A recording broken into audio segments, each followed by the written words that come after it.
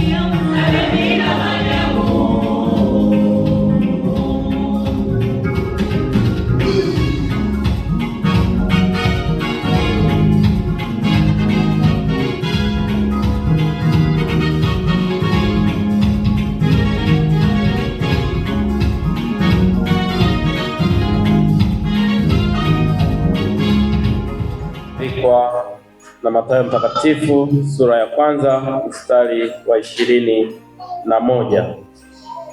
Kwa Mathayo 1:21. Nitaomba kusoma kama ilivyoandikwa.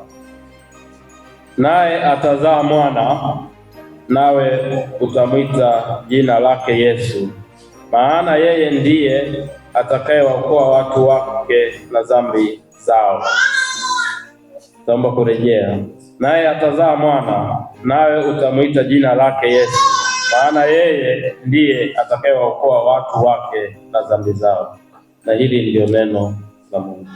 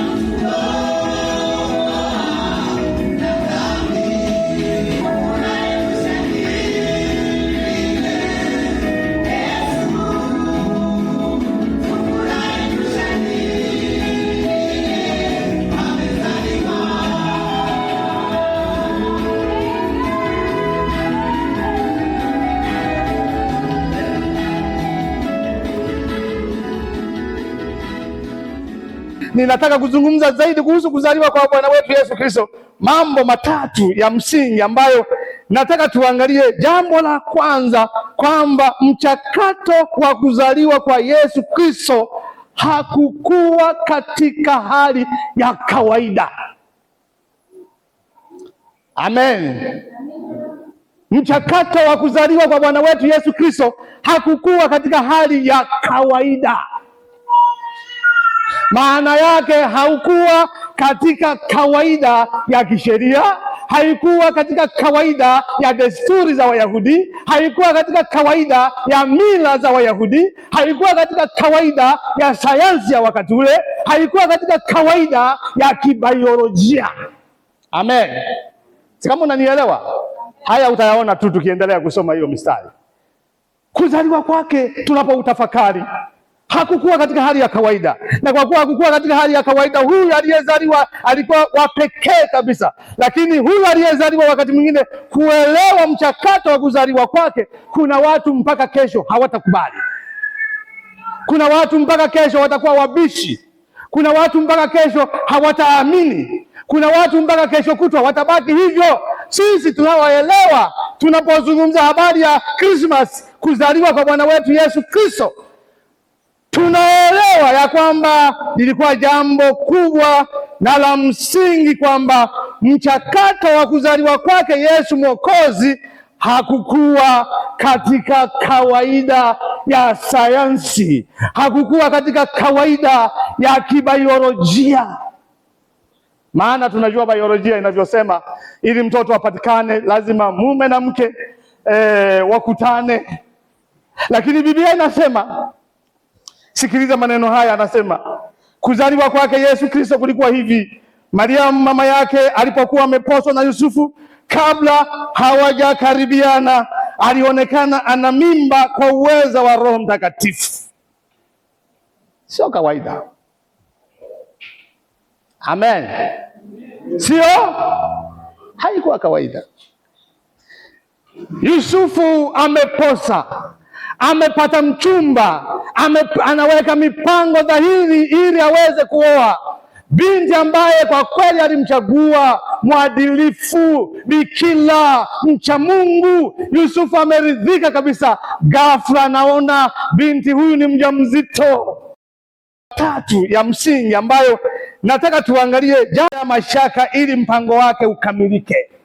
Wakati Yusufu anawaza maneno haya kumwacha Mariamu kwa siri, Bwana akaingilia kati, kwa sababu Mungu hutuondolea mashaka ili mpango wake ukamilike.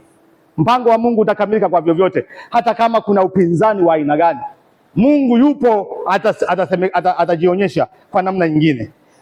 Yusufu alipokuwa na waza hayo, katika mstari wa 20, alipokuwa akifikiri hayo, tazama, malaika wa Bwana alimtokea katika ndoto akisema, Yusufu mwana wa Daudi, usihofu kumchukua Mariamu mkeo, maana mimba yake ni kwa uweza wa Roho Mtakatifu. Hebu sema Roho Mtakatifu.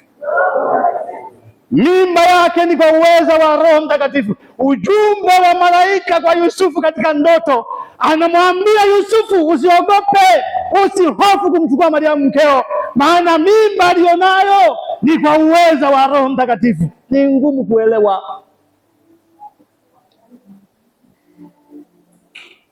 Na akamwambia atazaa mwana, naye atamuita jina lake Yesu, maana ana kazi maalumu. Yeye ndiye atakayeokoa watu wake na dhambi zao.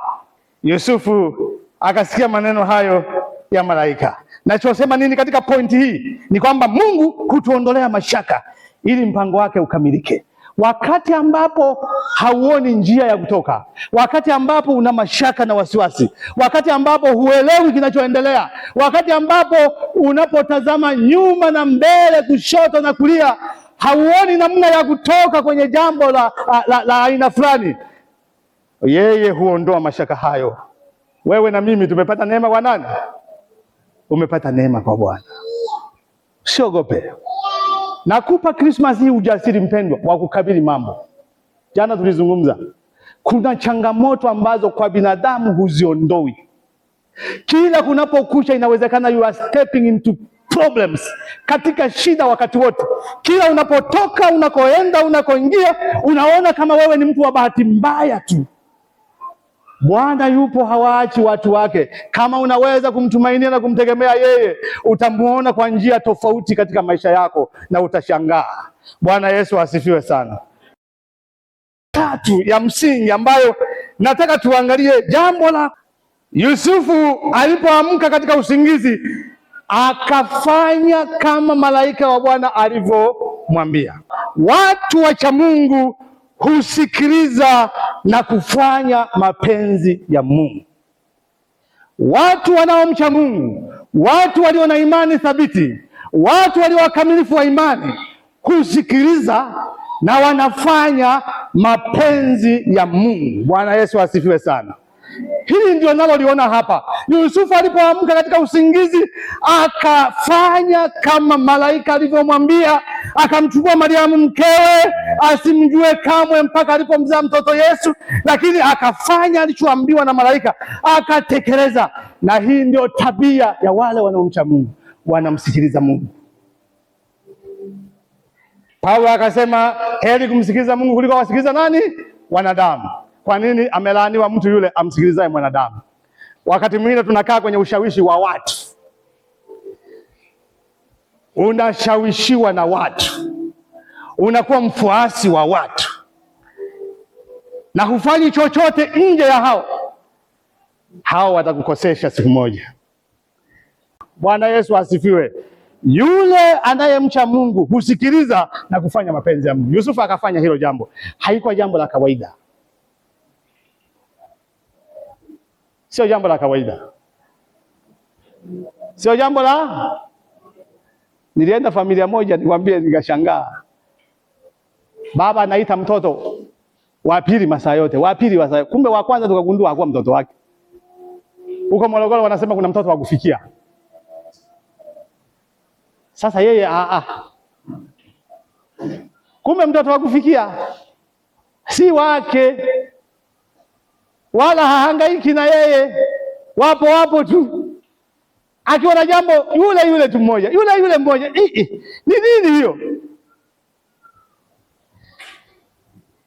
Vaa kiatu cha Yusufu uone. Akamchukua Mariamu mkewe, asimjue. Na mtoto Yesu, mtoto wa kufikia, sawa? Si wa kufikia huyo wa kufikia. Maisha yao yalikuwaje? Mahusiano yao yalikuwaje?